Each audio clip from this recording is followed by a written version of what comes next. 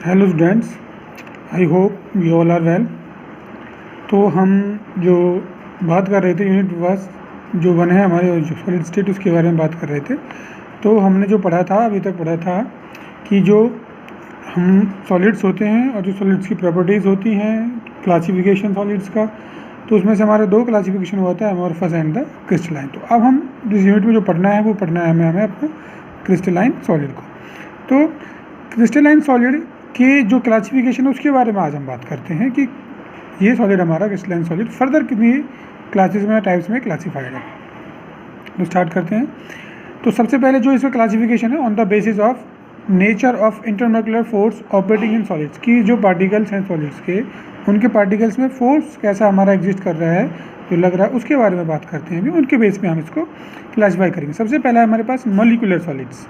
Molecule आपने सुना होगा, तो उसी से ड्राइव हुआ है हमारा मॉलिक्यूलर सॉलिड्स। तो जिसके अंदर जो कॉन्स्टिट्यूएंट पार्टिकल्स हमारे मॉलिक्यूल्स होते हैं, तो उन सॉलिड्स को हम बोलते हैं molecular solids. These are the crystalline solids in which the constituent particles are solid molecules, तो उनको बोलते हैं मॉलिक्यूलर सॉलिड्स। अब इसको हम फर्दर क्लासीफाई किया गया, मॉलिक्यूलर सॉलिड को हमने फर्दर क्लासीफाई किया गया है। सबसे पहला है नॉन पोलर मॉलिक्यूलर सॉलिड्स। तो जो नॉन पोलर मॉलिक्यूलर सॉलिड्स होते हैं, नाम से ही क्लियर हो रहा है हमारा नॉन पोलर, मतलब जो मॉलिक्यूल के अंदर कैसा होगा वो नॉन पोलर, कोई हमारे पास इलेक्ट्रॉन क्लाउड हमारा डिस्टॉर्शन नहीं होगा उसमें। तो इससे हम समझ लेते हैं, आगे बढ़ते हैं।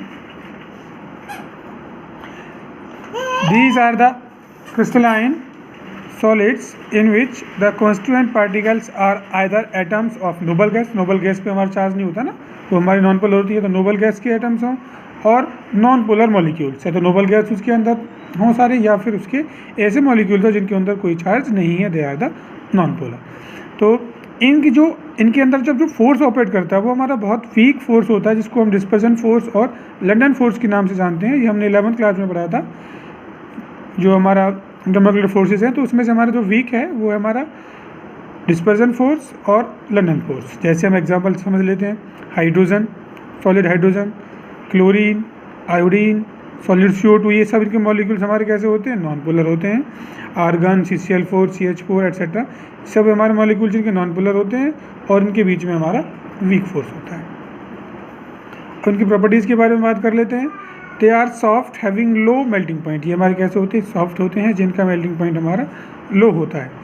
दे एग्जिस्ट एज लिक्विड और गैस एट रूम टेम्परेचर्स।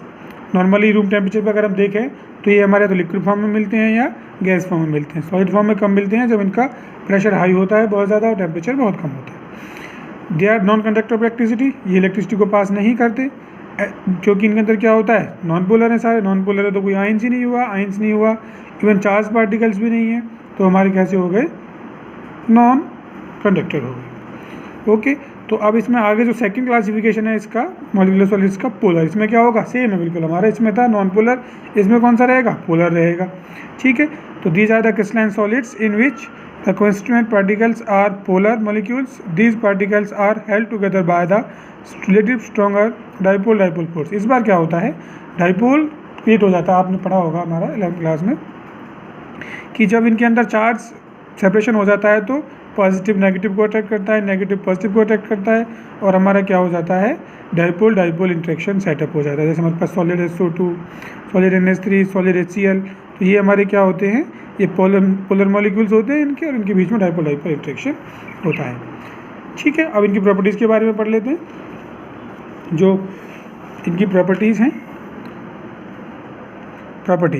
तो they are soft but their melting point is higher than non polar. Non polar से कंपेयर करें तो ये हमारे इनका मेल्टिंग पॉइंट हाई होता है, लेकिन ये भी हमारे सॉफ्ट ही होते हैं, ये भी नॉन कंडक्टर होते हैं इलेक्ट्रिसिटी के।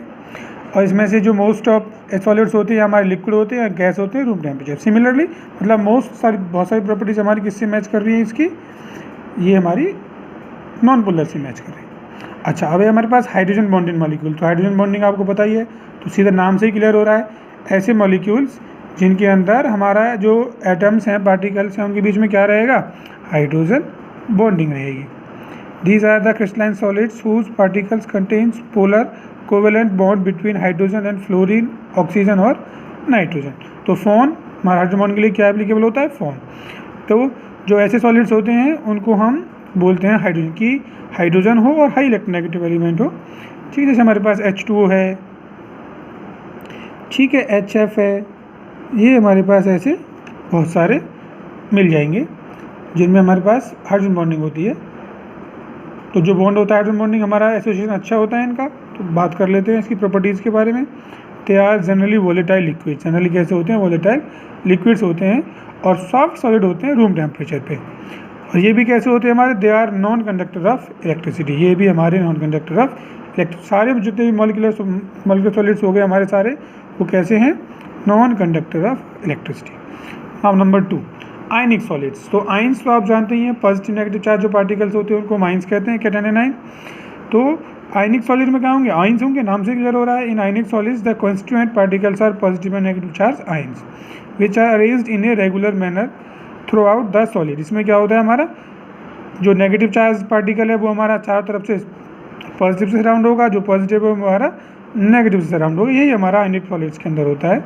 और जो फोर्स होता है इनके बीच में, आयनिक जो बॉन्ड होता है स्ट्रॉन्ग होता है। जो आयनिक फोर्स जो हमारा बॉन्ड बनता है, फोर्स होता है, वो होता है इलेक्ट्रोस्टैटिक फोर्स।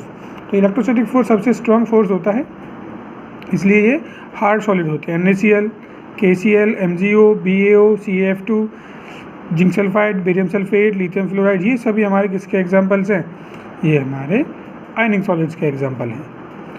ओके, प्रॉपर्टीज़ जो इनके अंदर फोर्स हमारा स्ट्रॉन्ग जो ये है इलेक्ट्रोस्टैटिक फोर्स, तो ये क्या हो गया, हाई मेल्टिंग पॉइंट और बॉइलिंग पॉइंट का हाई होता है। अगर इनको सॉलिड स्टेट में देखा जाए तो ये हमारे होते हैं इंसुलेटर्स, लेकिन जब इनके हम बनाते हैं सॉल्यूशन तो they are the good conductor of electricity. ये आपको पता होगा, या आप पता करना कि किस वजह से हमारा ऐसे होता है कि सॉलिड स्टेट में तो होते हैं इंसुलेटर्स और हमारे लिक्विड या सॉल्यूशन स्टेट में कैसे हो जाते हैं, ये हो जाते हैं गुड कंडक्टर ऑफ इलेक्ट्रिसिटी। तो इसका आपको आंसर सर्च करना। Now next classification of crystalline solids is metallic solid. Metallic solids क्या होते हैं, जो मेटल्स जो हमारे सॉलिड फॉर्म में होती हैं उनको बात करते हैं। तो मेटेलिक सॉलिड्स में क्या होता है, in metallic solids the positive charge metal ion, जिसको हम नाम देते हैं kernel, kernel is surrounded by and held together by a sea of free electrons. जैसे हम इसमें समझने में थोड़ा अच्छा रहेगा हमारा, जो इसके मेटल्स के अंदर क्या होता है, metals are electron rich, metals के पास बहुत सारे इलेक्ट्रॉन्स होते हैं। तो हर मेटल का एटम हमारा एक या एक से ज़्यादा इलेक्ट्रॉन रिलीज़ करता है और मेटल के अंदर बहुत सारे इलेक्ट्रॉन्स हो जाते हैं। क्या हालत होती है कि मेटल्स के जो पॉजिटिव चार्ज आयंस होते हैं दे आर बिटवीन या in the sea of the electrons. जो पॉजिटिव चार्ज है उसको हम कर्नल कहते हैं और जो ये है हमारी, इसको सी ऑफ इलेक्ट्रॉन्स कहते हैं। तो इस तरीके से इनके बीच में अट्रैक्शन भी बनता है और ये उसके अंदर रखे भी होते हैं। अब जो ये बहुत सारे इलेक्ट्रॉन्स हैं यही इसकी प्रॉपर्टीज़ को क्रिएट करते हैं, good conductivity, good thermal conductivity, ये सब हमारा इनकी प्रॉपर्टीज़ को एक्सप्लेन करता है, जो हमारा सी ऑफ इलेक्ट्रॉन्स वाला कंसेप्ट है। तो पढ़ते हैं, sea of free electrons which are mobile. दूसरी बात क्या होती है, दे आर मोबाइल। ये मोबाइल नहीं होते, मूवेबल होते हैं, यहाँ से यहाँ तक आराम से मूव कर सकते हैं। अच्छा, तो ये हमारे पास हो गया एक मेटेलिक सॉलिड जो होता है इस तरीके से, ये पॉजिटिवली आयंस हमारे चार्ज आयंस होते हैं और ये हमारा सी ऑफ इलेक्ट्रॉन्स होता है। ओके, नाउ तो आगे बढ़ते हैं अब हम। प्रॉपर्टीज़, दे आर गुड, बिल्कुल बात है, मेटल्स तो हमारी अच्छी होती है, कंडक्टर मेलिएबल लगता है, ये हमारी वही प्रॉपर्टीज़ जो मेटल की होती है। तो ये सारी प्रॉपर्टीज़ होती है। और जो इसकी थर्मल और इलेक्ट्रिकल कंडक्टिविटी का वजह क्या होती है कि इलेक्ट्रॉन्स, ये इलेक्ट्रॉन्स बड़े आराम से हीट को और इलेक्ट्रिसिटी को ट्रांसफर कर देते हैं फ्री इलेक्ट्रॉन्स होने की वजह से।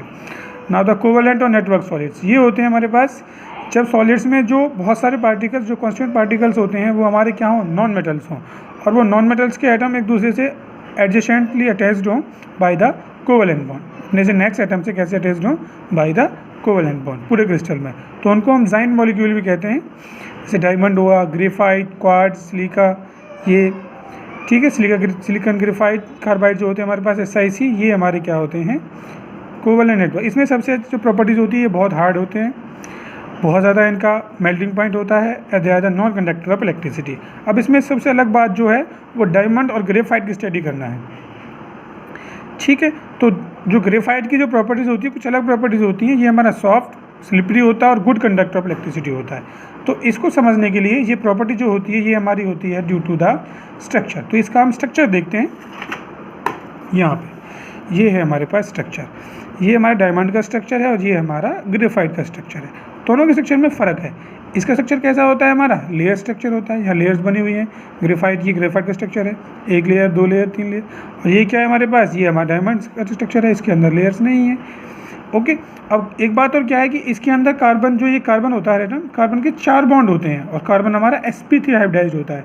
यहाँ पे 3 हमारे बॉन्ड होते हैं एटम कार्बन के और वो हमारा sp2 हाइब्रिडाइज्ड होता है। ज़रा ये बनाना है आपको, नोटबुक में बनाना है डायमंड का स्ट्रक्चर और हमारा ग्रेफाइट का स्ट्रक्चर। तो आप स्ट्रक्चर के बेस पे हम इनका एक्सप्लेन करते हैं इसकी प्रॉपर्टीज़ को। देखिए यहाँ पे तो जो ग्रेफाइट होता है तो उसमें समझ लेते हैं, वो तो केवल लिख रखा है। तो इसमें हमारे पास यहाँ पे जो होता है कार्बन के 3 बॉन्ड होते हैं, तो 1 इलेक्ट्रॉन फ्री होता है, वैलेंस इलेक्ट्रॉन। और वो वैलेंस इलेक्ट्रॉन हमारे लेयर्स के बीच में आराम से, हर किसी एटम का, एक एटम का नहीं, सभी एटम्स का यही होता है। तो इनकी लेयर्स के बीच में बहुत सारे फ्री इलेक्ट्रॉन्स हो जाते हैं जो हमारे रेस्पॉन्सिबल होते हैं फॉर द इलेक्ट्रिकल कंडक्टिविटी। और ये लेयर्स एक दूसरे के ऊपर स्लाइड कर सकती हैं। तो स्लाइड करने से ये कैसी हो जाती हैं हमारी, दे आर स्लिपरी, एक दूसरे पे स्लिप हो जाती हैं। एज ए लुब्रिकेंट इसको हम यूज़ करते हैं। तो यही हमारी होती है जो प्रॉपर्टी होती है ग्रेफाइट की, थोड़ी एक्सेप्शनल, यही मैंने यहाँ पे लिखा हुआ है। ठीक है, लेयर स्ट्रक्चर होता है जो ईच नेबरिंग एटम से 3 बॉन्ड से अटैच्ड होता है, sp2 हाइब्रिडाइज्ड होता है। 4th इलेक्ट्रॉन जो हमारा क्या प्रेजेंट होता है, लेयर्स के बीच में प्रेजेंट होता है, जिसकी वजह से हमारी गुड कंडक्टर होता है। और लेयर्स स्लिप कर सकती हैं एक दूसरे के ऊपर, स्लाइड कर सकती हैं, तो ये हमारा गुड लुब्रिकेंट होता है। ओके, चलो, तो अब ये हमारा क्लासिफिकेशन कंप्लीट हो गया। ये क्लासिफिकेशन का मेटेलिक, कोवेलेंट, नेटवर्क, ये हमारा क्लासिफिकेशन कंप्लीट हो गया। अब आपको यहाँ पे डायमंड और ग्रेफाइट का स्ट्रक्चर बनाना है यहाँ पे, उसके बाद ये लिखना है हमारा, ये डिटेल है हमारी। ओके, तो जो हम नेक्स्ट पढ़ेंगे, अब हम पढ़ेंगे नेक्स्ट वीडियो में क्रिस्टल लैटिक और यूनिट सेल के बारे में। Thank you.